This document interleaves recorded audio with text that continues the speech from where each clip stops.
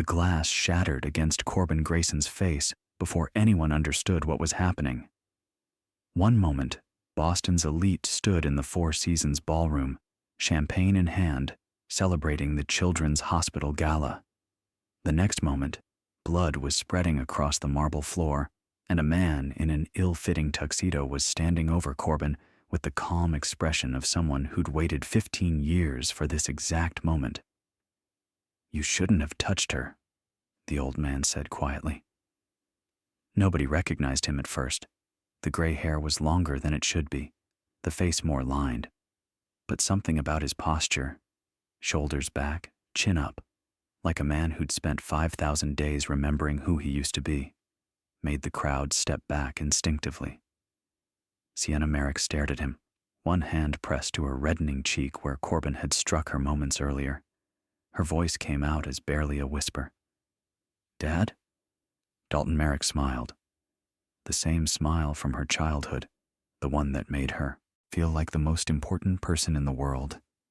"Hey, sweetheart, I'm sorry I'm late." 20 minutes earlier, Sienna had been standing in the ladies' room, pressing cold paper towels to her face. The bruise would show by morning. Corbin had been careful before. Always the ribs, the back, places a dress could hide.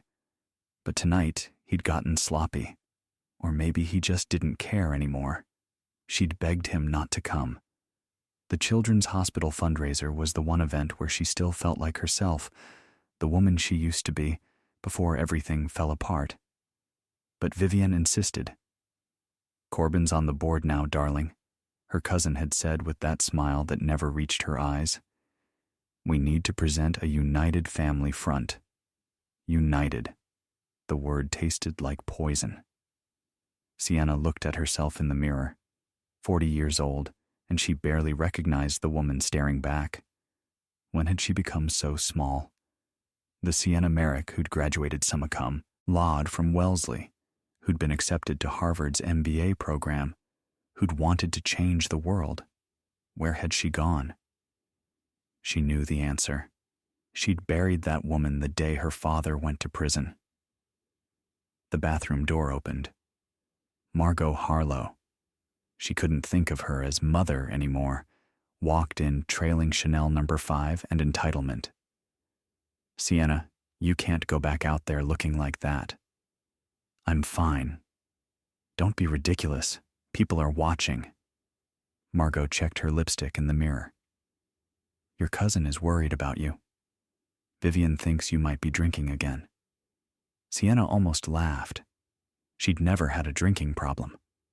That was one of Vivian's favorite lies, easy to believe, hard to disprove, just like the story about Sienna mismanaging the family trust, just like the whispers that she was an unfit mother. "I should get back to Wyatt," Sienna said. "Wyatt's fine. He's with the other children." Margot paused at the door. "Try to smile, dear. Appearances matter. Appearances. Always appearances." Sienna returned to the ballroom just as Corbin cornered her near the silent auction tables. His breath reeked of scotch. "Where were you?" "The restroom." "For 20 minutes?" His hand closed around her upper arm, not hard enough to leave marks, but firm enough to hurt. "I told you not to embarrass me tonight." "I wasn't." "You were talking to Charles Whitmore earlier. What did you say to him?" Charles Whitmore was one of the few who'd believed in her father's innocence. Vivian hated him. "Nothing, just hello." "Liar." His fingers tightened. "You trying to cause problems for your cousin again? After everything she's done for you?" Everything she'd done, like embezzling Sienna's trust fund while pretending to manage it, like convincing everyone that Sienna was unstable, like marrying a man who enjoyed hurting women. "Let go of me," Sienna whispered. "Or what?" Corbin's smile was cruel. "You'll call your daddy? Oh, wait." His hand moved from her, arm to her face. Not quite a slap, but a shove hard enough to send her stumbling backward into a table. Champagne glasses crashed to the floor. 200 people turned to stare. And Dalton Merrick, who'd been standing in the shadows, watching, waiting for exactly this moment, picked up a champagne glass and threw it with the precision of a man who'd once pitched varsity baseball. Security rushed forward, but Dalton stood his ground. "Sir, you need to leave." "I'm not going anywhere," Dalton said calmly. "But you might want to call the police. That man just assaulted my daughter in front of 200 witnesses. That man is a board member. That man is a felon on bail for domestic violence. Check the restraining order my daughter filed 3 days ago. He's not supposed to be within 500 feet of her." A woman in a sharp suit appeared from the crowd. "I have copies of the order," Sarah Reeves said, holding up a manila folder. "Served to Mr. Grayson at his office 72 hours ago. His lawyer advised him not to attend tonight. He came anyway." Corbin struggled to his feet, blood streaming from his nose. "You're dead, old man. You're supposed to be in prison." Dalton's voice was ice. "I served every day of my 15-year sentence for crimes I didn't commit, crimes your wife and her partner framed me for." The crowd murmured. Phones came out, recording. Vivian Grayson pushed through the crowd, her face pale. "Uncle Dalton, we didn't know you were released." "Clearly." Dalton turned to his daughter. Sienna was still staring at him, tears streaming down her face. "Come on, sweetheart, let's go home." "I don't understand," Sienna whispered. "How are you here? I told you I'd come back for you. It just took a little longer than I planned." The police arrived. They arrested Corbin for violating the restraining order, a charge that would revoke his bail and send him back to jail to await trial. As they led him away, Dalton put his arm around his daughter and walked her out of the ballroom, leaving behind 200 shocked guests and a viral video that would have 10 million views by morning. Behind them, Vivian Grayson stood frozen, champagne glass trembling in her hand, finally understanding that the reckoning she'd avoided for 15 years had just begun. 15 years earlier, September 2008. The day they arrested Dalton Merrick, Sienna was in Cambridge, celebrating her acceptance to Harvard's MBA program. She was 25 years old, fresh off a year working at a nonprofit, ready to change the world. Her father had promised to take her to dinner that night at Legal Seafoods, their tradition for big occasions. The call came at 2 p.m. "Miss Merrick, this is Special Agent Harrison with the FBI. We need you to come to Boston Federal Court. It's about your father." The charges made no sense. Insider trading, securities fraud, tax evasion. Her father, Dalton Merrick, who'd built Merrick Harlow Capital from nothing, who'd never taken a shortcut in his life, accused of profiting from the financial collapse. He made $47 million betting against Lehman Brothers, the prosecutor told the press. He had inside information. He profited while thousands of Americans lost everything. It was a lie. Sienna knew it was a lie because she'd been with her father the day Lehman fell. She'd seen his face. The genuine shock, the fury, the immediate concern for his employees' pension funds. But the evidence was compelling. Bank records, email trails, wire transfers to offshore accounts, and testimony from Thaddeus Harlow, Dalton's business partner of 20 years, his best friend, who swore under oath that Dalton had bragged about the scheme. "I didn't want to believe it," Thaddeus told the jury, his voice breaking convincingly. "He was like a brother to me, but I can't protect a criminal." Sienna sat in the courtroom and watched her mother. Margot Merrick sat 3 rows behind the defense table, her face carefully neutral. She'd already filed for divorce. The papers came the morning after the arrest, before Dalton even made bail. "I can't be associated with this scandal," Margot told Sienna over lunch at the Four Seasons. "I have my own reputation to consider. He's your husband. He's a criminal. He's innocent." Margot's smile was brittle. Then why did his own partner testify against him? That was the question that haunted Sienna through the entire 6-week trial. Thaddeus and Dalton had built their firm together, turned $20 million into $2 billion, They were brothers in everything but blood. She didn't know then that Thaddeus had been in love with her mother for years. She didn't know that he'd orchestrated the entire frame-up to eliminate his competition, both business and romantic. She didn't know that within 6 months of the divorce, Margot would become Mrs. Thaddeus Harlow. The jury deliberated for 3 days. When they returned, the forewoman wouldn't look at Dalton. Guilty on all counts. The judge sentenced him to 15 years at the Federal Correctional Institution in Englewood, Colorado. No parole, no early release. Sienna visited him the day before the transfer. They sat separated by bulletproof glass, talking through phones that crackled with static. "I didn't do it," Dalton said. His voice was steady, but his eyes were haunted. "I need you to believe me, Sienna. Whatever else happens, I need you to know that." "I believe you, Dad." "Good." He pressed his palm against the glass. She matched it with hers, their game since childhood. "I'm going to fix this. I don't know how yet, but I will. And when I do, I'm coming back for you. I'll be here." But she wasn't. Not really. By the time Dalton arrived in Colorado, Sienna's life had already started to crumble. The MBA program asked her to defer, given the circumstances. Friends stopped returning calls. Job interviews went nowhere once they Googled her name. The family trust, $12 million her grandfather had left her, was suddenly under review by the probate court. "Just a formality," Vivian assured her over lunch at Mistral. "I'll manage it for you until things settle down. That's what family does." Vivian, her cousin, 5 years older, always the golden child. Vivian, who'd married Corbin Grayson, heir to a shipping fortune. Vivian, who'd always resented that Dalton's daughter got the Merrick name and the Merrick money.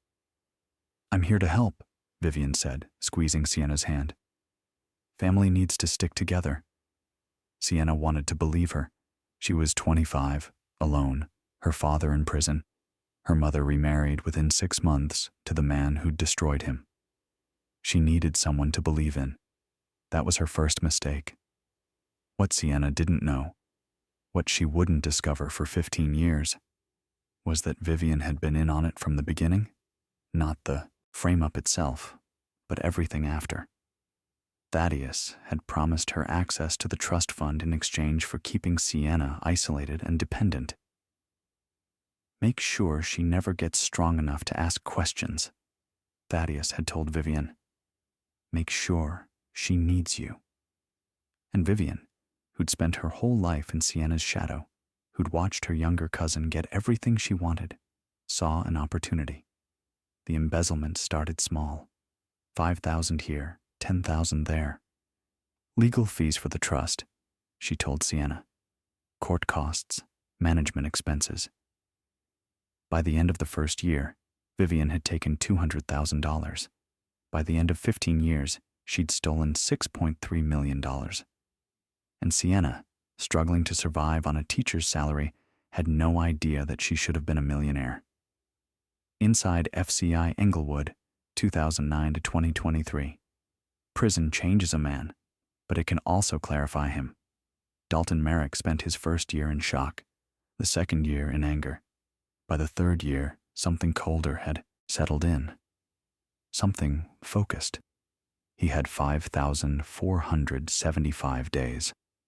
That was enough time to learn everything about the people who destroyed him. Enough time to build a network that reached beyond these walls.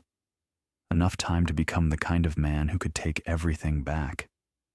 His cellmate the first year was Marcus Chen, a hacker serving 8 years for cryptocurrency fraud. Marcus taught Dalton how the digital world really worked. Encryption, offshore accounts, the dark web's hidden markets. "You're 60 years old," Marcus said, laughing as Dalton struggled with his first encrypted message. 48, Dalton corrected, "and I've got time to learn." By year 4, he had contacts in 14 states. A lawyer on the outside, not the corporate attorney who'd bungled his defense, but a scrappy public defender named Sarah Reeves who believed in his innocence and was willing to dig. "I found something." Sarah told him during a visit in year 5. The SEC complaint against you? Filed by an anonymous tip. But I tracked the server. It came from inside Merrick Harlow Capital. Thaddeus. Can't prove it yet, but I'm getting closer. Dalton smiled. Take your time. We've got 10 years. But what sustained him, what nearly broke him, were the letters from Sienna. They came every week at first. Long letters about her life, her struggles, her hope that somehow this nightmare would end. Then, the letters changed.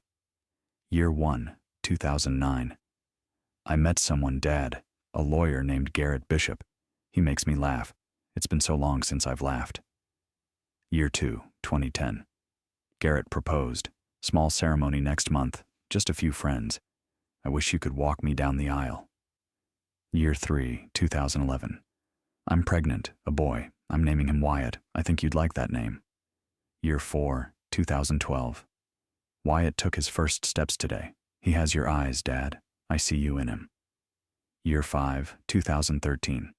The doctors found something wrong with Wyatt's heart. A valve defect.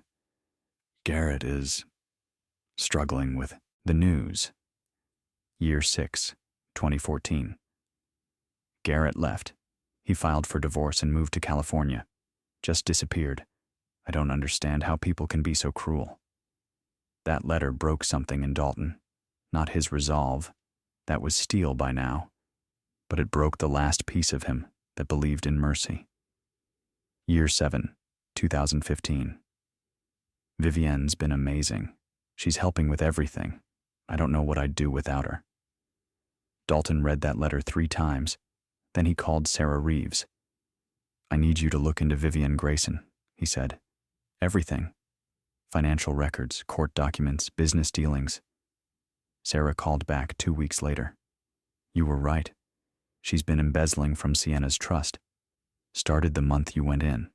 Small amounts at first, but it's systematic. So far, I've traced $3.1 million. Keep digging. Year 8-11, 2016, 2019. The letters grew darker. Sienna mentioned feeling tired all the time. Vivienne was helping make decisions about Wyatt's care. Corbin had started staying over, sometimes to help with repairs. Year 12, 20 to 20. I fell down the stairs yesterday, broke my wrist. The doctors asked questions, but I told them it was an accident. Year 13, 2021. Corbin says I'm imagining things, that I'm not a good mother. Sometimes I wonder if he's right. Year 14, 2022. Wyatt needed emergency surgery. His heart. They had to operate immediately. $850,000. I took out a second mortgage, borrowed from a medical lender at 18% interest. The hospital gave me a payment plan for the rest. I'll be paying for 20 years. Vivienne said the trust couldn't release funds because of tax complications. I wanted to argue, but I was so tired, Dad. So tired. Year 15, 2023. Dad, I don't know how much longer I can do this. 7 words on notebook paper. That letter arrived 3 months before his release date. Dalton had spent 15 years building his case, his network, his plan. But those 7 words, they accelerated everything. He made a call to Sarah Reeves. It's time. File everything. Hit them all at once. Dalton, you're not out yet. If we move now and something goes wrong, my daughter needs me. File the motions. Sarah was quiet for a moment. There's more you should know. Charles Whitmore, your old partner who believed in you, he's been trying to help Sienna for years. Margot and Vivienne blocked him every time, told him Sienna didn't want his charity, that she was unwell. Charles tried. He never stopped believing in you. Neither did Patricia Morrison or Robert Chen. They've been quietly managing a fund, waiting for your return. $150 million, Dalton. They knew you'd come back. They knew you'd need resources. Dalton closed his eyes. Not everyone had betrayed him. Some people still believed. Tell them I'll need it all. We're not just clearing my name. We're burning down everyone who touched my daughter. 3 months later, On a cold March morning in 2023, Dalton Merrick walked out of FCI Englewood. He was 63 years old. He'd served every day of his sentence. Now it was time for everyone else to start serving theirs. His first stop wasn't Sienna's apartment. It was a storage unit in Somerville where Sarah had been collecting evidence for 5 years. Filing boxes filled with financial records, surveillance photos, witness statements.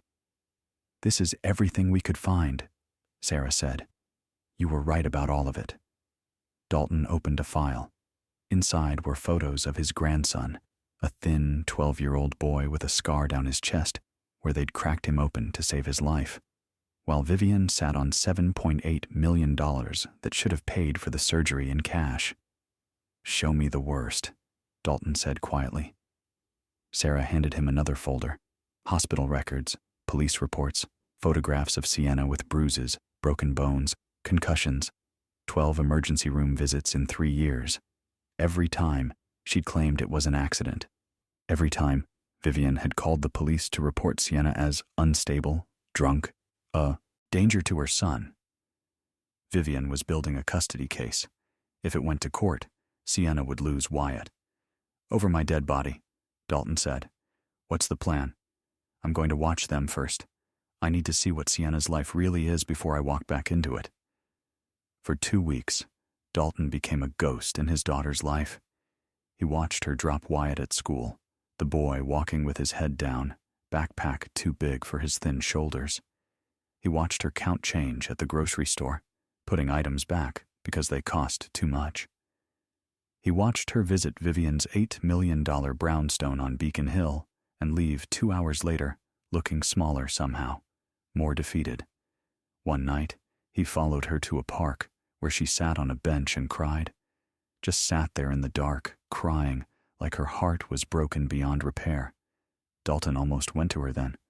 Almost. But revenge is a dish best served cold.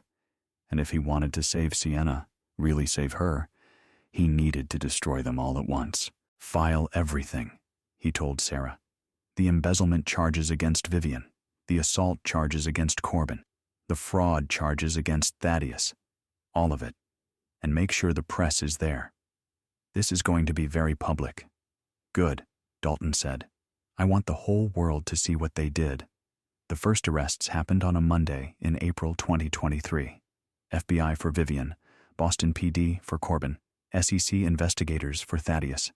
By evening, it was on every news channel in Boston.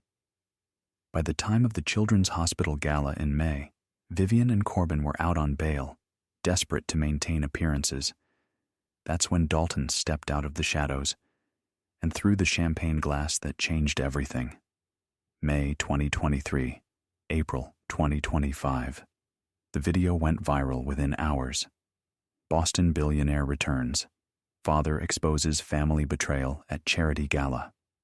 By morning, it was national news. By the end of the week, Sarah Reeves had released 5,000 pages of evidence to the media. Bank records, wire transfers, hospital reports, witness statements. This wasn't just a family drama. This was systematic corruption, abuse, and theft spanning 15 years. The court of public opinion moved faster than the legal system. Vivian was fired from every charity board she served on. The Beacon Hill brownstone went up for sale. She needed cash for legal fees. Friends stopped returning calls. Invitations dried up. Corbin's bail was revoked after the gala. He sat in jail awaiting trial, facing 17 to 35 years if convicted on all charges. Margot's marriage to Thaddeus imploded when it came out. He'd been hiding money in offshore accounts.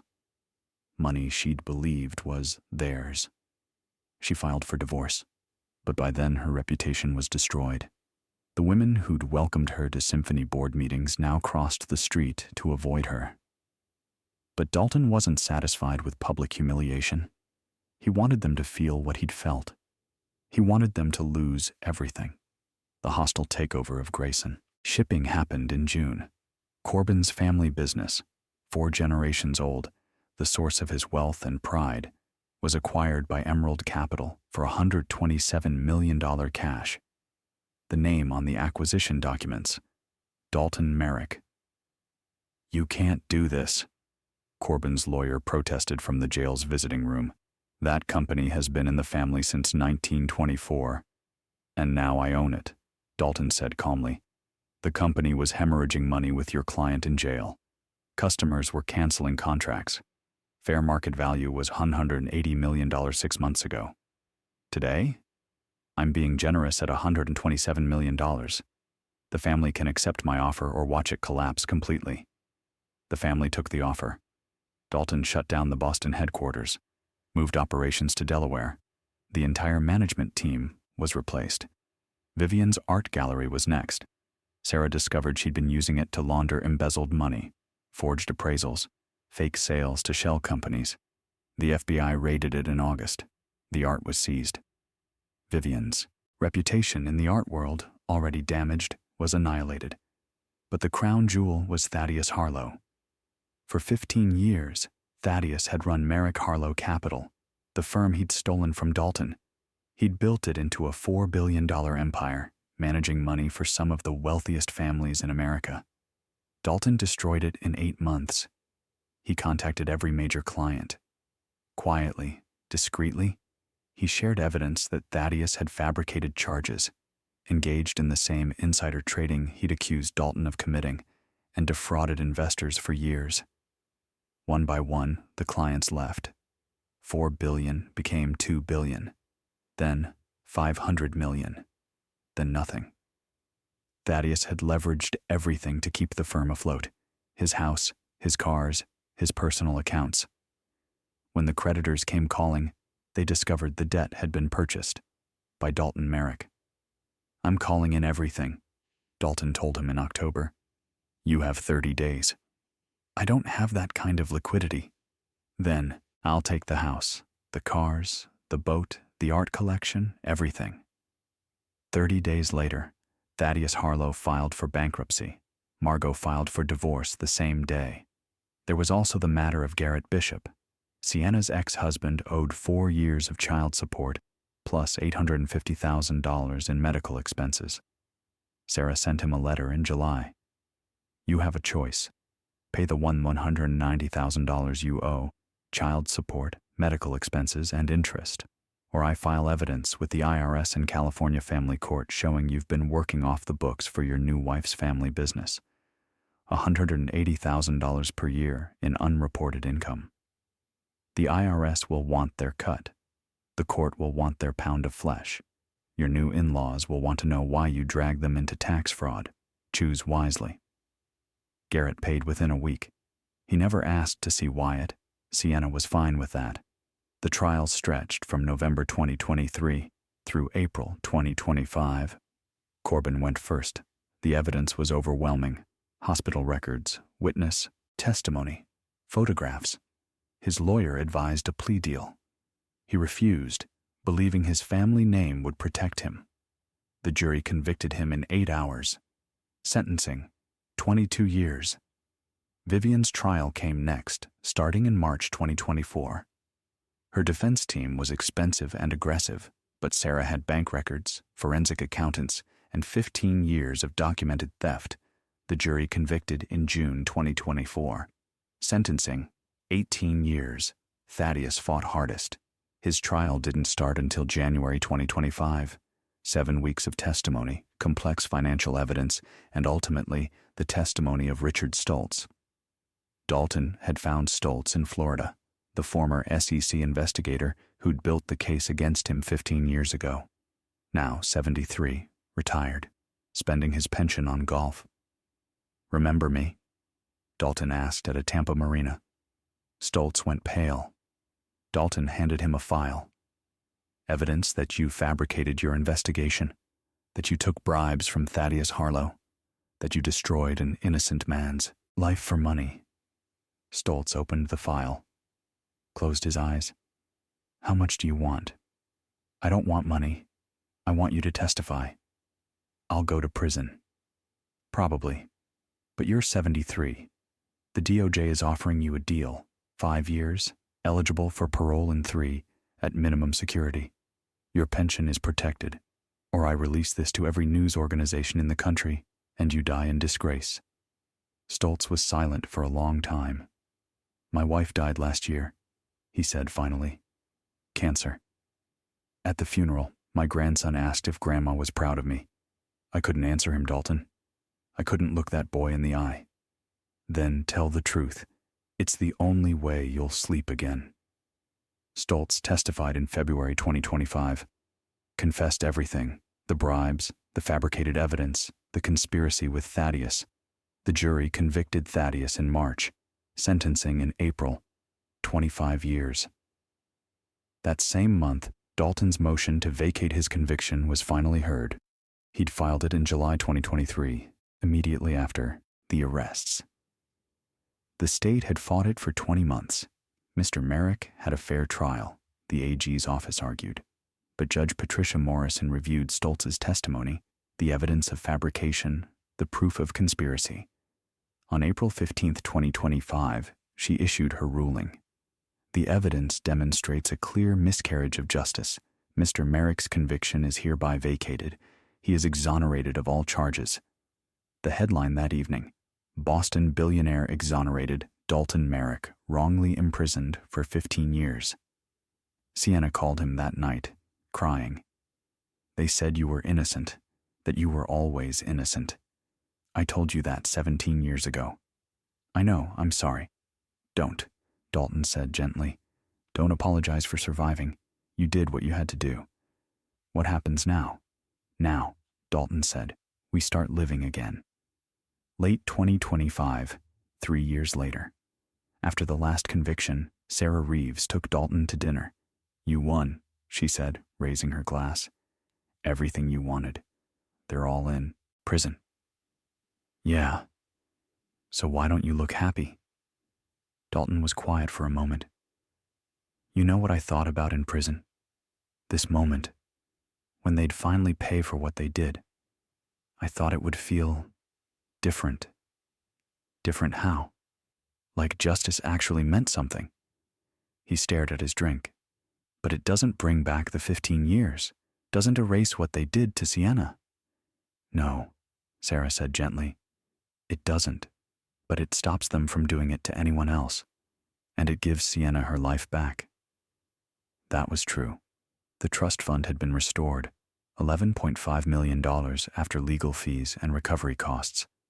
Sienna had quit teaching, started a nonprofit called the Emerald Trust, helping women escape abusive relationships. In 6 months, they'd helped 43 women. "I want to do something that would have helped me," she told Dalton, "back when I needed it." Dalton had also made a decision. He bought a ranch in Montana, 40 acres, a small house, mountains in the distance, space for a boy to run wild, space for all of them to heal. "Come with me," he'd told Sienna. "You and Wyatt start over somewhere new." "What about Boston? My work?" "Your nonprofit can operate from anywhere. Montana needs it too, maybe more than Boston."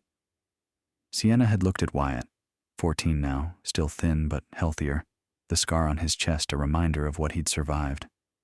"What do you think, kiddo? Can we get horses?" Wyatt had asked. They moved in September. 2028. 3 years later. The ranch was nothing fancy, but it had become home. Sienna ran the Emerald Trust from a converted barn office. Wyatt, now 17, had grown 4 inches and was learning to work with the horses Dalton had finally bought him. Dalton had just turned 68.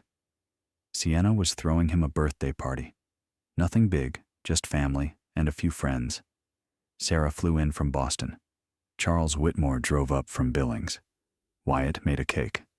It was lopsided, and the frosting was uneven, but it said, "World's Best Grandpa," in blue icing. "It's perfect," Dalton said. They ate dinner on the porch, barbecue and corn on the cob. They told stories. They laughed. Charles shared updates from Boston. Vivian had 9 years left on her sentence. Corbin had 14. Thaddeus had 17. "Margot tried to contact me last month," Charles mentioned. "Asked if I knew how to reach Sienna. said she wanted to apologize. Sienna was quiet for a moment. What did you tell her? That if she wanted to reach you, she should have tried 15 years ago when it mattered. Thank you. After everyone left, Dalton sat on the porch steps with Sienna. This is a good life, she said. It is. Was it worth it? Everything you did? Dalton thought about this, really thought about it. The revenge? No. It didn't make me whole. It didn't heal what they broke. Then why? Because they needed to be stopped. Not just punished, stopped. They would have taken Wyatt from you, eventually. Vivian was building the case. Another year, maybe 2, and you would have lost him. So it was worth it. Stopping them was worth it. The revenge part, that was for me. And it didn't give me what I thought it would. What did it give you? Closure. An ending. Permission to stop being the man who was wronged and start being the man who got a second chance. Sienna leaned her head on his shoulder. I'm glad you came back, Dad. Me too, sweetheart. Wyatt came running up from the barn out of breath. Grandpa, I got Shadow to jump the low fence. That's great, kiddo. You have to come see. I will, in a minute. Wyatt grinned and ran back down. He's happy here, Sienna said. So are you. I am, finally. She paused. Did you ever hear from Vivian? I know she wrote you. She wrote. I didn't respond. Why not? Because some apologies come too late. Some damage can't be repaired with words. Dalton stood up, stretched. But I don't hate her anymore. I don't think about her much at all. And maybe that's better than forgiveness. Why? Because forgiveness is for them. Not thinking about them, that's for me. They walked down to the barn together, where Wyatt was brushing Shadow and talking to the horse about his day. Normal kid things. Things Dalton had missed with Sienna, but got to witness now. That night, lying in bed, Dalton thought about the question Sarah had asked 3 years ago. Why don't you look happy? He was happy now.